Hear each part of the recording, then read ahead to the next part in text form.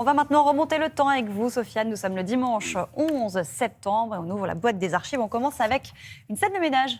Oui, un couple qui s'allonge sur un divan d'un psychologue et qui règle ses comptes, ça vous est peut-être déjà arrivé. C'est une question rhétorique, j'attends pas de réponse de votre part. Merci.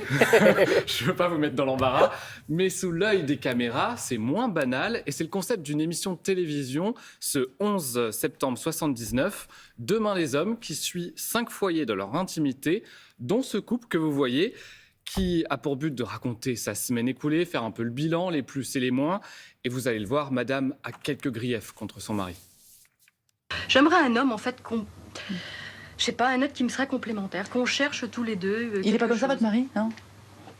Bah, c'est-à-dire qu'il a des idées malheureusement toutes faites, comme beaucoup de gens, et très stéréotypées, et il y a toujours des rôles avec lui, mais enfin, j'espère qu'avec le temps, Et vous, monsieur, qu'est-ce que vous pensez de ce qu'elle dit? Ben écoutez, moi, la femme idéale, je vais vous dire une chose, hein, hormis les questions domestiques, c'est ma femme.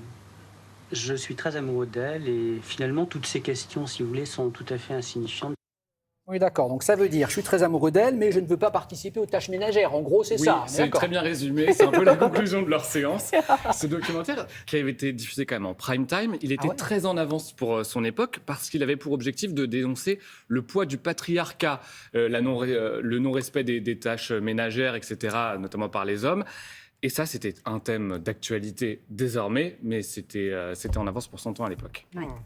On va passer à une autre archive qui concerne cette fois Robert Badinter, qui a défendu sans relâche l'abolition de la peine de mort. Oui, le célèbre avocat de Patrick Henry, devenu ministre de la Justice. Il a remporté son combat en septembre 1981.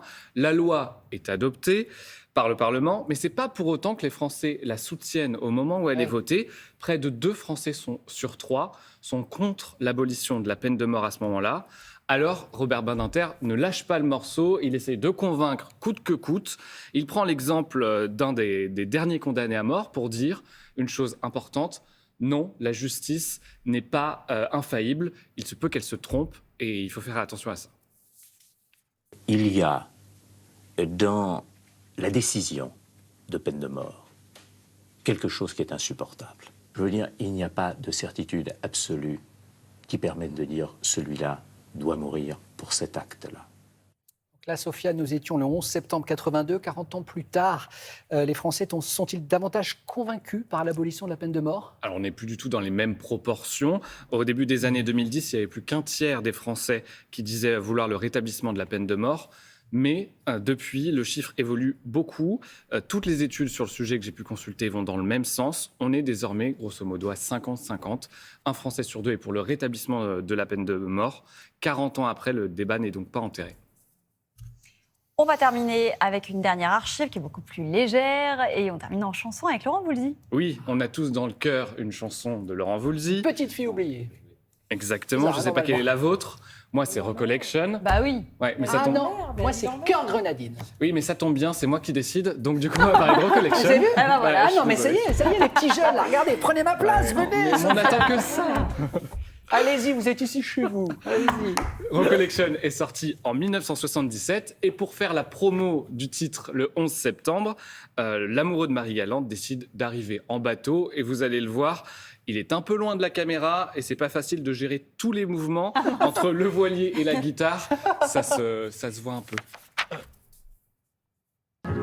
Le pauvre Jimmy s'est fait piquer chez le disquaire, c'est dingue, avec un single des Stones caché sous ses fringues et les loulous roulaient et les cailloux chantaient un truc qui me colle encore au cœur et au corps. I can't get no, I can't get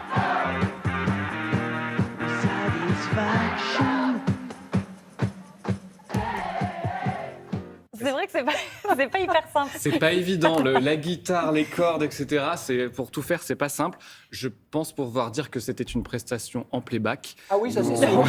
Je prends pas trop de risques. Là, vous ne mouillez pas, là. C'est pas vérifié, mais Ah non, mais c'est sûr. j'ai l'instinct. Incroyable. Bon, ça donne quand même envie d'aller passer des vacances à Saint-Malo. Et de réécouter l'intégrale de Laurent Voulzy. Bah, bien Moi, sûr. j'adore. Un dimanche matin, Voulzy à la maison, c'est top. Merci beaucoup, Sofiane.